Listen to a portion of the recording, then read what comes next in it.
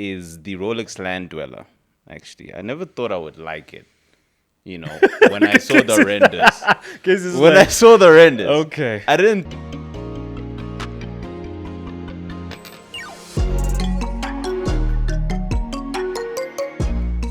Welcome back to the dial, ladies and gentlemen. Hello, everyone. Hope you're having a good day. Good to see you, bro. Good to see you too, mate. Yeah, guys. I mean, you probably know this by now. When we're both on one screen, there's another person here. But before we get into it, guys, just a quick shout out from our partners. If you're looking for a watch to buy, to add to your collection, or a watch to sell, to add another one to your collection, both head over to Luxury Time. That is at www.luxurytime.co.za. And when you get there, let them know the dial sent you and they'll look after you. All of that. But today we've got a guest. You've seen him. He's back. Yes, I told you, didn't scare him away. Guess who's back? Casey, welcome back, bro. Thanks, guys. It's great to be back. I think we should make this like a monthly thing. Huh? Catch-ups with Casey. With Casey. Yeah. New series coming. New series, I like it. Let's do Catch-ups it. with Casey, man. Let's do it. How you been doing, bro? Been good. Just been busy, hustling a lot the last month and a half. A lot going on at the company, but keen to be back here. Keen to have a little chat and see where things go. Yeah. Awesome, bro. Awesome. Well, look, a lot has happened in the industry. Just a bunch of stuff, watches and wonders happened. We've covered that, guys. All the content's on the page. If you haven't checked it, go and check it out. But like, out of the watches you've seen recently, actually, question to both of you. Like, which one has been the most underwhelming, and which one has been like a nice surprise? Like, oh, actually, this turned out to be better than I thought. And which one were you like, yeah, guys, let's try again next year? So immediately for me, I think like one watch that actually took a bit of time for me to build like some love towards was that new Tudor Black Bay, the Burgundy. Really? Okay. Okay. My initial thoughts was it was just another like fad that they're trying to like put through, and I wasn't really in on it. But seeing some more photos of the watch out in some good lights, like seeing the dial dance around, I think it is quite a killer piece, and I actually want to see one in person as well now. Nice. The most underwhelming watch for me still, like probably not the only person with this opinion, but I think a lot of people did love the watch, was the new root beer that Rolex released with the stone dial. A lot of people in the industry do love it. Personally, I'm not a big fan of it. I think the stone dial is really cool. I just don't think it works with the sporty watch like that, in my eyes. So stone dials in general, or just that particular? I think just that particular one, it just fair. didn't work. Yeah. Fair enough. Yeah. How do you feel about that trend that a lot of companies are going stone dial? How do you feel about that? Stone, meteorite, all that shit. I think it's cool. Some brands are doing it better than others. That's always going to be the case. I think it's just another trend that people are trying to jump onto now. Like they had it with the blue dials a few years ago, and purple Tiffany dials and green dials. So like stone dials are the next big thing, I think. But a lot of people are also going vintage as well, which I do respect. Yeah. Because I think that's where the gold really is. The vintage stone dials are going to just be manufactured and built so much better than modern watches are. Fair enough. And I guess obviously they'll retain their market value. So for the most part, anyway. Yeah. Cool. What about you, bro? For me, the most underwhelming, I guess, is Hublots, the Big Bang 20th anniversary. I wasn't really quite feeling it. I just didn't like the colors, and I don't know. It felt. It's I don't know. It It's felt like they just re-released it again. Yeah. Okay. You know what I mean? I mean, of course, like, okay, cool, celebrate the 20th. I think it was the 20th anniversary. But I thought that, they would, I don't know, do something different. Maybe put a new movement in or something, like maybe skeletonize it. I don't know. But I don't know. I feel like the Hublot one was just like, oh, we're going to give you the same thing, but in different colors. Ooh, you know what I mean? So it's just like, you know what I mean? Fair. I don't think the 1.1 million price tag that they put on the collection is fair. That's a lot. I really don't think. I don't think so. I think a lot of people complain that Hublot is just overpriced in general. No, it really is like overpriced, especially at retail. Like you're paying stupid amounts of money for a watch with a very dead average movement and coolish design, but like they probably have 100 different limited edition limited edition watches now. Like, Literally. every single year, probably every Yes. third month, they're releasing like 2 or 3 new Limited. limited editions. It's crazy. Yeah, man. They're really milking the Big Bang. To be fair. They're really. If they were to open up the market and stop the limited editions, do you think they'd do better? What does Hublot need to do better? I think if they stuck to just like a general lineup that had like maybe 3 or 4 different Watches. versions of a model. Okay. So you have maybe 12, 15, 20 watches in your total lineup. Then you start doing your limited editions once a year or every second year to actually like celebrate something. like the Not meaning just behind it, yeah. like they try to do too many collaborative editions like they did with Nespresso, which was cool. They used recycled Nespresso parts to build the case of a watch, but like, is that really necessary? Like, I don't think people really care that much about buying an Nespresso watch. Like, honestly, like, Fair enough. stick to like cool stuff and like make the limited editions special. Like, use some cool precious metals. Do something wow with the movements. Like, you have so much money that you can throw into research and developments, but you do like the exact same shit every single year. Over and over again. Yeah. Fair enough. I think they must just come with a new watch, bro. Yeah. Just a whole new design. Like, also, if considering their whole idea is this whole avant-garde approach to watchmaking, then do something. And it doesn't have to always be limited edition, bro. Like, I liked the sort of pocket watch that they did with Daniel Arsham, if I'm mistaken. Yeah, those one. were really, really cool. That was a nice, like, okay, this is artistic. This is different. It's a pocket watch. They're bringing something classic back, modern twist, nice design. I like that. But like, go avant-garde and then maybe make a collection, like you're saying, that's a lot more available. That you don't have to cry for because there's like 50 or like 200 ever made. You're like, bro, and then by the time it's already on the shows, it stays sold out, reserved and everything. So, good point. And what's your like surprise favorite? My surprise favorite. Yeah, that you've seen. I think my surprise favorite is the Rolex Land Dweller. Actually, I never thought I would like it. When I saw the renders. I saw the renders, Okay. I didn't think I would like it. Here we right? go. Yeah. But it's good. I like it.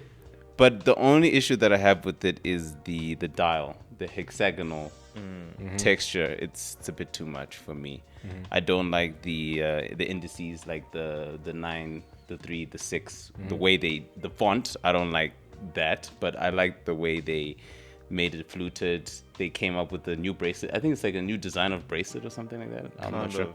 Yeah, kind of like Something new like thing. that, yeah. So I didn't think I would like it as much, but yeah, it's decent. I would wear it. It's decent. Yeah, decent, but right? yeah, it's still a surprise for me. Yeah. I'm still just hearing I don't like the dial. I don't like 80% of the watch. He's but, like, like some parts of I it. mean, okay. like Would you like, say the Dell's 80%? More like 20, right? No, Well, composed of like what you're looking at throughout Well, the I whole mean, day. yeah, So, well, I mean, yeah. bro, like 80%. you're buying it to 80%. look at it. Fair Yeah. enough. Now, if you Fair don't like enough. what you're looking at, Fair enough. Yeah. or you don't like how they presented it, then Yeah. But it's just that. I mean, you can replace the Dell, but that's aftermarket. But you can't bro. really What? do that. So now you're not buying a Land Dweller. Yeah. It's Now like, you're yeah, making your okay, own yeah. watch. Okay, yeah. You know what I mean? Fair. But yeah, I like it. I like it. Hey man, I think just remove the dial, make it open work, keep it a skeleton. You've got Yeah. a cool movement in there as well. Yes, it looks so yes, much yes. better. Like also when we heard the rumor, obviously before they Yeah. released Land Dweller, I'm expecting obviously land. I'm like in my mind, I'm like explorer, rugged. That's what I was thinking as a more Explorer 1 kind of. Yeah, like really, something, maybe a little edge to it, right? And then I just saw they compared it to an older, I believe, Oyster Datejust. The older Oyster models. Quartz, yeah. Yes, Oyster Quartz. And the dial looks identical almost. Same hexagon, everything. Case as well. Same like, case, identical. It's like they just brought it back, put a new bracelet, shined it a bit more, and just made it part of the So it's dwell- not edgy enough for you, basically, is what you're saying. Well, I mean, if you're comparing it to a Sky Dweller, yeah. no. Sea Dweller, no. Submariner, definitely not. It's just like a homologation of everything that they offer at the moment. Yeah. They just they and just threw everything into one and and try to said make it like it's its yeah. own new thing. But Yeah. then they released the 1908 same time, yellow gold, and that is, I think that is Oh, one of that's the most incredible. beautiful, That's incredible. I really like watches that. I've seen come out this year. So if you just compare the two, it's like, well, I know where your attention went to. You know, I know you went to the 1908, and definitely not the Land Dweller, in my opinion. But do you think Rolex were under pressure to make something like this because of the amount of heat that dropped at Watches and Wonders? Yeah, like Well- they've been researching and like trying to build this watch for the past like 3, 4, 5 years anyways. Yeah.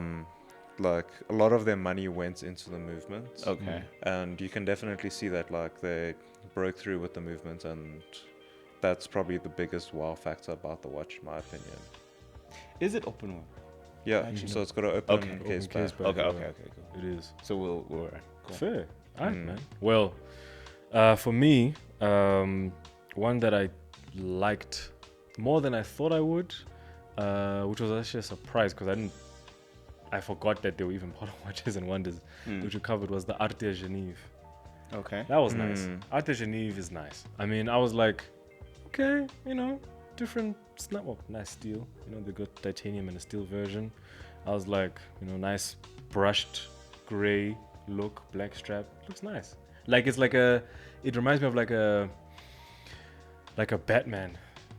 Like sleek, you know, only like one Open work, like yeah. one person owns it only. I mean, it's very limited, obviously. Yeah. But that was a nice watch. I really, really liked. I was like, okay, you know, something from the niche guys, which I appreciate. And then sort of underwhelming. Damn. I mean, I'm not gonna lie, bro. Like that Land Dweller is useless, bro.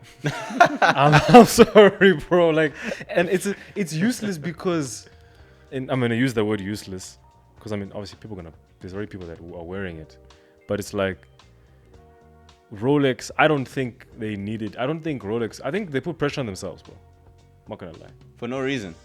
You think so? Okay. So if you're gonna compare so for example, right, Parmigiani Fleurier released that Tonda, and they released the Rattrapant, and they've released The sport, the Tonda right, sport, and then the new one. Then you've got AP. They're just doing their thing, bro. I mean, the new ceramics are fire. I'm not gonna lie. I say my things about Royal Oak just because I think they're recycling it a lot. Yeah. Right. I think they are, but the new ceramics are cool. I like them. I mean, Patek, bro, Patek is on their own. Like, come on. So it's like Rolex, if you know, and Vacheron is another one. But The Solaria. it's, I mean, Yeah. like they've got the 3 most complicated watches under one belt, bro. 57 complications, 63 complications, and what's the new one? 57. That's ridiculous, bro. One's a pocket watch, 2 are wristwatches. Yeah. That's brilliant. Then you've got Rolex.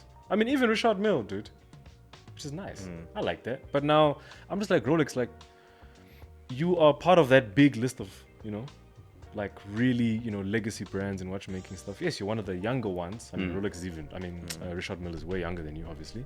But, you know, like you have no reason to be lazy. It felt very lazy. It's like, okay, you're saying like, take this piece, and then you just put it together.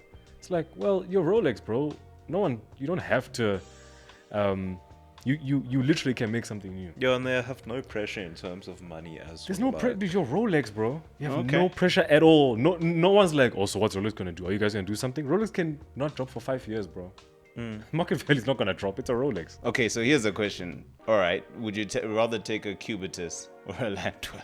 Well, Cubitus, Cubitus, 100%. Are you serious Yeah, right by now? far, by far. Ah, come on. 100%. Yeah. Ah, Cubitus. come on. All right. I have to 100%. take off my glasses. So you're gonna y'all are wilding. Boy. I'm gonna look y'all both in the eye. You're wilding. Nah. Okay, so you're gonna choose a Rolex over a Patek. Cubitus. The Patek. Cubitus. No. I'm talking about the Cubitus versus the Land Dweller. You're taking the Cubitus. Still. Yes, by far. 100%. And you and I both know how we feel about the Cubitus when it came out. Even Casey said, listen, when it came out, it was like, okay, Patek, what's really going on in the But studio? they've grown. Like, it's grown on me a lot. Right now, I mean, it's not my favorite, but it's like, it's a Patek, bro. Patek. What? It's a Patek. It's a Patek. Now, Okay. Give now, it 5 years. Now, if you said 1908 yellow gold or the Patek, I'd have to think. Because I Yeah. really like the yellow gold. It's Yeah. really classy. Yeah. It's Especially really- on the bracelets. It Yeah. is. Oh, it's chef's kiss, right? It's beautiful, Okay. right? I mean, I'll go for a Piaget any day over a land dweller as an example. With Yes. they re-released the Yes, 60s, yes. and then the Polo in white gold, if I'm not mistaken. The reason why I actually brought up the Cubitus and the Land Dweller is because remember when Patek dropped the Cubitus, we were also underwhelmed. Yeah. So it was the battle of the underwhelming Yeah. for you guys. Yeah, it was. Yeah. It was. Yeah. Even for you, bro. Well, I mean, yes, I just don't like the dial, which is 80% apparently. So yeah. It is, yeah. Well, yeah. Okay, fair enough. But I think, I think the smaller brands really, like, impressed with watches. Honorable mention HYT Yeah. with the water capillaries. Yes, It's a different way of telling time, to be fair. Yeah, I just bro, never- that was nice. HYT U-boat was pretty cool, something different. I liked, I did like Chudo's new release, which was nice. I just like a nice little, white and yellow is a nice combination.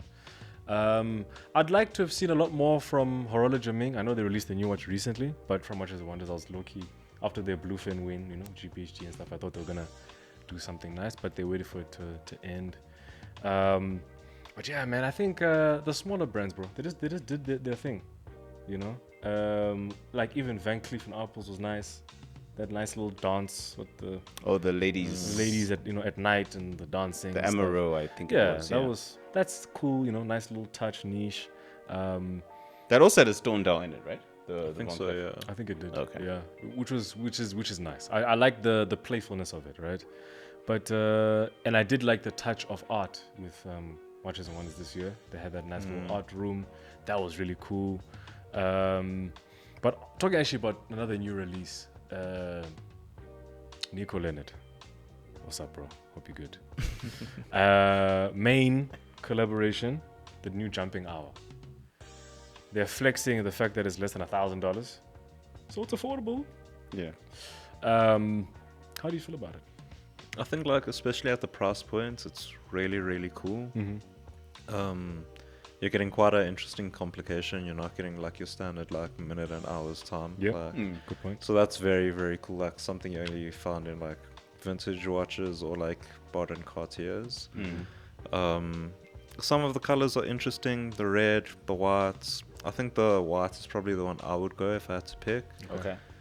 Only thing is, it looks a little bit chunky from the sides in photos. I don't know how it'll look in person though.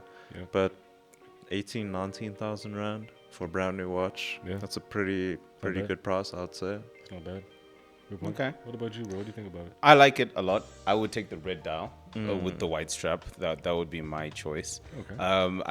I think I watched one of his videos, NICO LEONARD's videos, and there were rumors that a lot of people were complaining oh, it's a Chinese sourced movement or whatever. So people were they were kind of looking down on it, but Okay. I think the movement is fine. And Nico actually did explain I know this could have been sourced from China, but that doesn't mean Chinese people, they don't make good movements or whatever. So Well, Atelier Wen is an example. yeah, exactly. So there was just that thing where people were just kind of Chinese move, I don't know if I'm gonna get it, but I feel the price of it is good. I like the way he marketed it as well, because he came wearing the two watches and stuff, and he was telling everyone how he feels about it. I genuinely feel he's probably one of the most genuine people in this watch industry. Of course, his takes are crazy, and a lot of people don't agree with him. Yeah. But I feel he was genuine when he made this watch, and I think he loves watches in his own way and all that. Yeah. He was also very smart about releasing it just before Watches and Wonders. Yes, Yeah. yes, Just yes. before Cartier released it as well. Yes, Yeah. the And then, Jugette. yeah. And then going about the pre-orders on this day only, you have to pre-order. Yeah. So then he doesn't have to have everything in production as of yet, which Very is smart, yeah. also Yeah. very smart from Yeah. him. Even how when he was actually at the event, he was going to people menu and be like, "What do you think about this?" Yes, And yes, get- yes. and What I filming mentioned, the one-on-one experience, that was very smart. Yeah. And most people were like, "Dude, this is great." Yeah. And I agree. I was happy with the price actually, because I guess because of the collaboration, I thought they might just take a chance and mark it up a lot, Like Dave Portnoy did with his watch. yeah, Yeah. literally just Yeah. really $2,000 for garbage.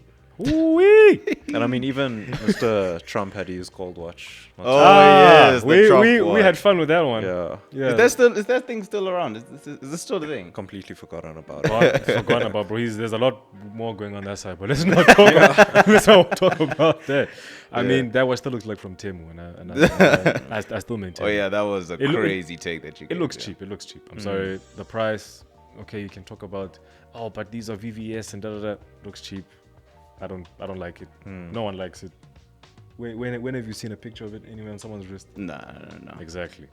So I like Maine, man. I like Maine as a brand. I mean, I like they're really affordable. Yes.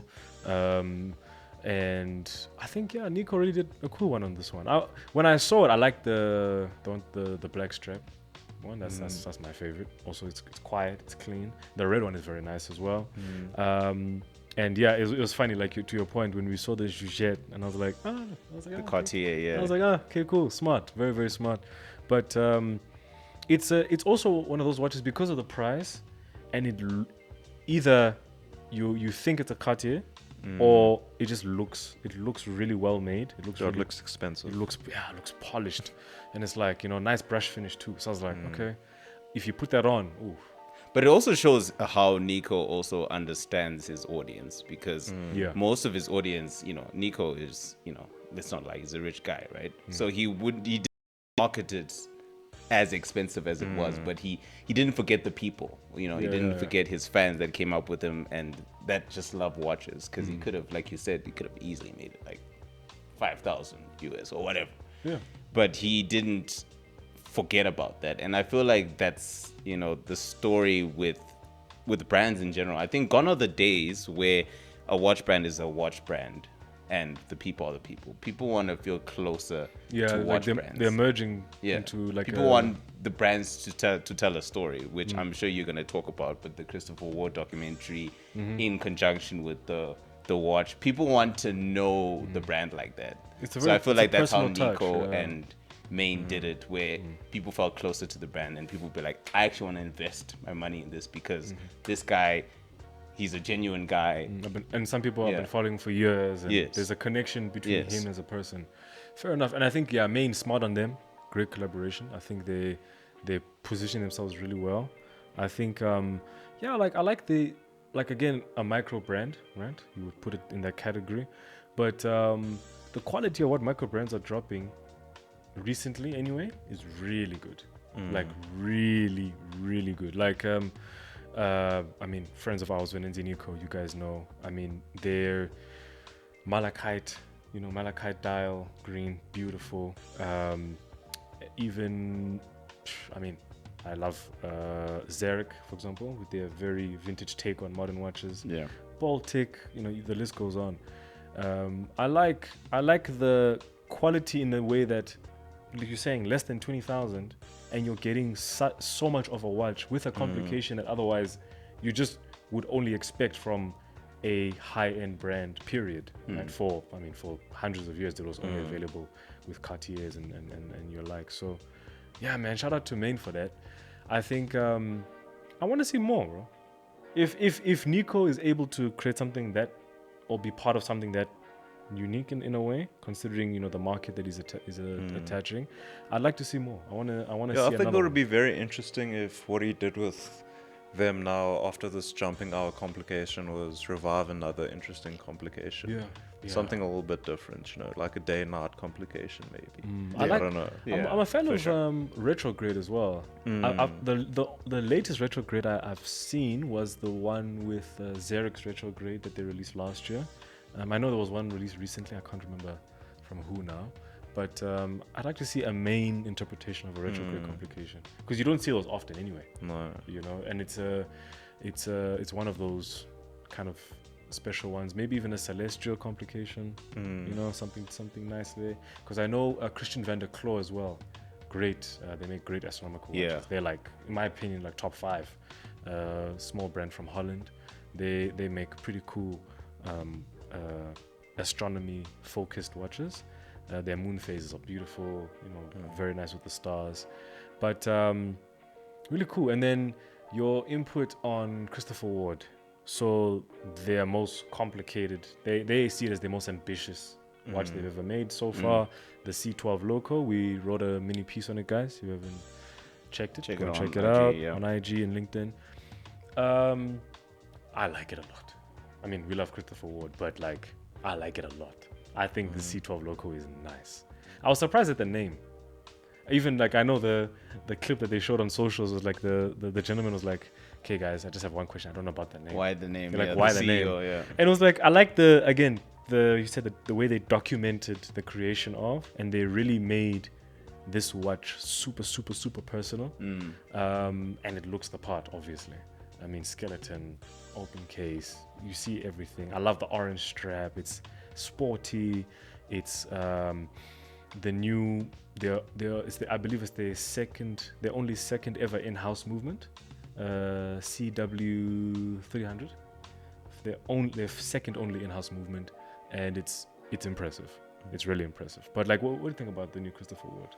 I thought like it looked pretty interesting, pretty cool. And I haven't seen too much about the watch, but Fair enough, yeah. going off what I saw about the movements as well, like 150 something hours of power reserve, like that's crazy. Brilliant, Yeah. dude. It's insane, and it's the case is small too. Small that How big is this? well, you get a 40. You also get a 39 and a 41, but it's like so much in that watch. It's really impressive, and I think I'm sure it's sold out by now, but I'm sure it's long sold out. But Christopher Ward, hey, we'd appreciate to have a look see, because that honestly that for me, if you just go, obviously excluding Watches and Wonders, definitely my favorite release so far of the year. For sure. And the way they documented it also, I think for me is the documentary, because the personal touch. Yeah, Casey mentioned like the 150 hours. In the documentary, there's a moment where like you sit down with the scientist and I think he puts the watches on like some sort of like machine, and then he's measuring it. I love that. I love where they like actually show you, okay, this is how we made it. This is how we constructed it. So I think Christopher Ward, in terms of that aspect, they're doing something different.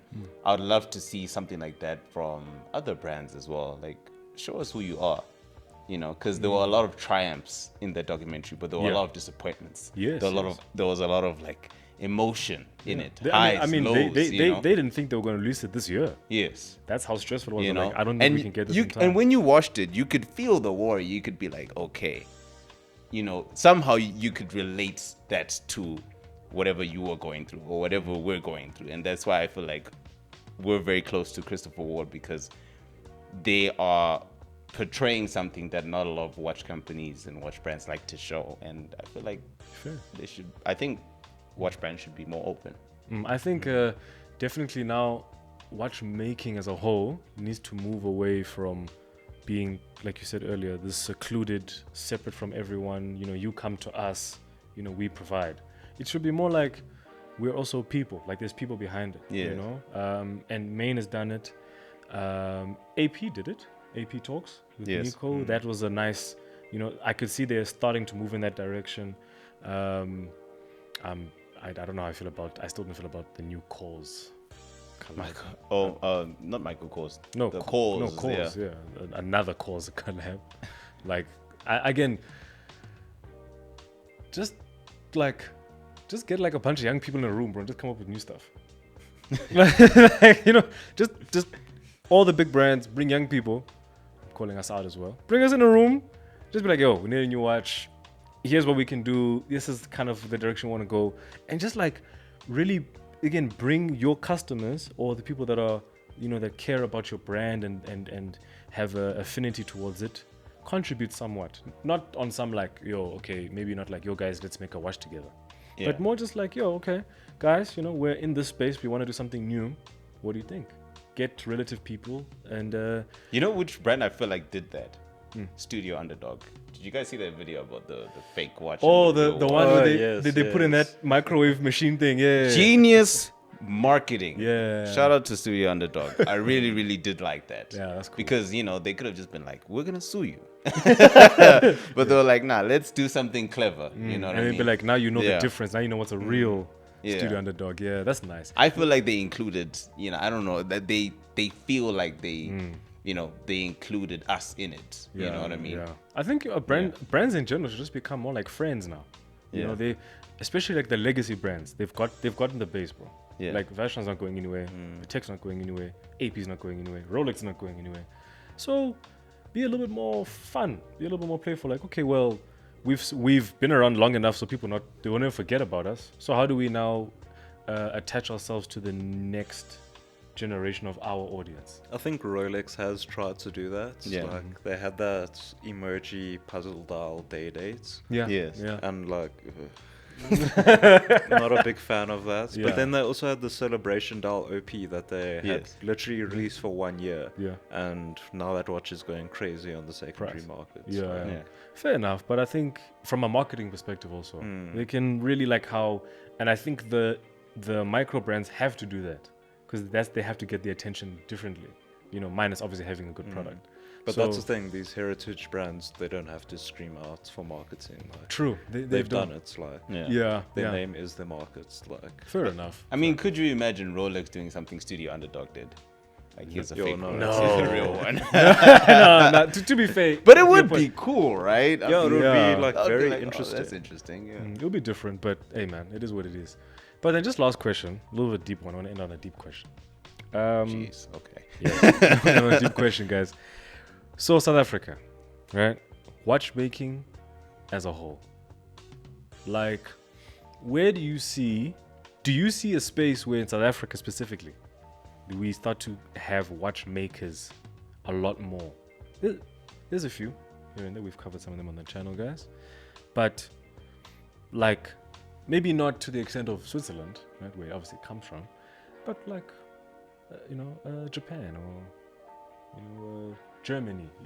Can South Africa have its own Glashut type of thing? You know what I mean? Like, do we even have sort of a market like that, or am I just dreaming on camera right now? So you want are you looking for like a South African like made movement plus watch company plus watch brand? Watch company movement would be incredible. South African in-house movements would be ridiculous. Designs, manufacturing ideally, but even if that's not possible, you can have like South African made watches. Yeah, I think it's a tricky one just because of the size of the market share and depending on what you would want the watch to be priced at. Like, it's all like a lot of factors you really have to consider, like building a new factory to manufacture parts. If you want to do everything in-house, that's incredibly costly. Like, you're looking at millions of rands for a factory, for parts, Easily, like yeah. just for tools to make the watches themselves. Like, it's a huge investment.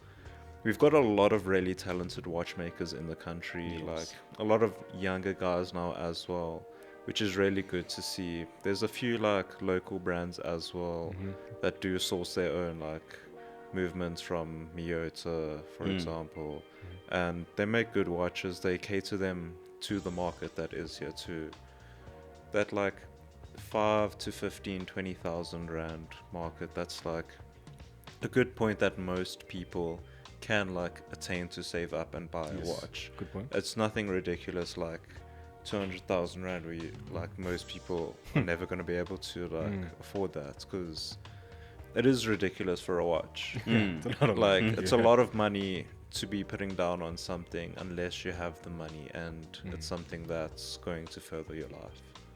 Good point. So I think like it's a very tricky one. Like Do you think it's possible? Like I know people say anything's possible, but like for real, like do you think even that conversation of factory, just like having maybe a factory where it houses a lot of brands or something like that, like is that a real possibility, meaning market potential, market growth, etc.? like it's really hard to see that coming to fruition. I don't think it's possible. Okay. I think the bulk majority of South Africans are still set on like tempo watches, hallmark watches, watches you can buy at like Mr. Price or Markham and stuff like that. Like, and those watches work. They tell you the time. They do their purpose, and that's all most people need their watches for. I'm wearing a Tempo right now. Yeah, and there's nothing wrong with that. Like the people that can afford the watches that have a lot of history and homage to them, like those are people that generally have a bit of spending money at the end of the month. Good point. Yeah. Good point. So like Okay. a local market to like justify a whole new manufacturing place, I just don't think It's not, we're not really there yet. Yeah, I don't think we're there, unfortunately. I just don't Okay. think we have the right population, the right. Yeah, I'll leave Yeah. it there. Yeah. I get what you mean. I understand what you mean. Okay, what about you? What do you think about it? I feel like I agree with Casey. I think the talent is there. They are very talented, Yeah. watch makers. I mean, even behind the scenes when we were talking, Yeah. we saw like talented people. So we can't even argue about talent. The talent is there. But I think it also is the stats on the watch market industry in South Africa. It's saying it's growing around 3 to 4%. So I think there's still need for growth first for the watch market and the watch culture for us to catch up, right? And then from there, maybe in 5 years, maybe 10 years, maybe we can get someone or a couple watch brands that will be like, let's make our own watches. But we can't argue that the watch industry is growing here and people are becoming more interested in what people wear on the wrist, which is But it's on a slow. it's a slow burner. So Okay. not now, but probably in a few years. Yeah. For sure. I think There's just like also a lot of oversaturation in the market. So Yeah. There's a lot. there's so many micro brands, and micro brands are quite big in South Africa. A lot of people Yes. do look Yes. towards that because social media has a huge influence on people. Yeah. And watch influencers influence people very easily on their micro brands as well. Yeah. Because it's something different to what you can just go walk into your mall and go buy at your corner jewelry store. Like, Yeah. it's a bit more special. They come in some nice packaging. Yeah. Like, Feels good. yeah, Looks good. yeah. Okay. Fair enough. Hey man, what do you guys think about? What watch about you, making? though? Oh, me. Yeah. Damn, I try to get away from that. I'm optimistic. I'm an optimistic person. I think it's possible, but I do agree with you guys in that it's a slow burner. I think, of course, that growth, if anything, needs to be accelerated. But it comes from people, right? There has to be a culture behind understanding or having a affinity towards. Okay, having a good watch is important. It's a good thing, and actually growing that culture and bringing more people into it. I think to our conversation just now with branding and marketing, I think it takes one. I think if there's one watchmaker in whatever way, shape or form that they manufacture their watches, that reps here and can really market themselves super well, it would encourage people to even just start asking the question like, hey, like, where's, like, why don't we have another brand? Or you want people to even start having conversations like, actually, if I had a Manchester watch, I wish I had a watch like this, or like that. And Trend starters, yeah. yeah, and then someone can say, oh, actually, I can do that, or I know someone, or we can create something. I think That's true. I think it takes one insane person to be like, I'm gonna do this. I'm yeah. gonna do this, and then let's see what happens. And we're very good at starting trends in South Africa in general that the world follows, right? Oh yeah, bro. I mean, think of the music industry. Like, I'm a piano. Like, Yeah, bro, we it's- started a trend. It's all us, yeah. It's So, all us. like you said, it takes that one person to be Yeah. like, boom, and then and then you get once just that trend starts, we give that South African flavor. Everyone gets in on it, and now Yeah. it's a whole thing. And Now it's just like but and that will obviously take time Yeah. naturally. But I think it's a space, but again, it's you have to light that match. I think you have to Yeah. light that match and work really hard at it. Just because the market is so saturated, will have to be a very unique difference behind it versus just, hey, it says made in SA. yeah.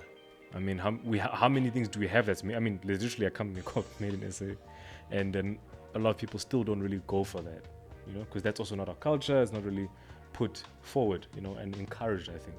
Yeah. So I think encouraging it more would be beneficial, but I just think we just need one person just to be like, you know what, I'm just gonna do this, and you're gonna see me everywhere, and somehow just be really good at marketing, be really good at those kind of things, use social media to your advantage, really take over.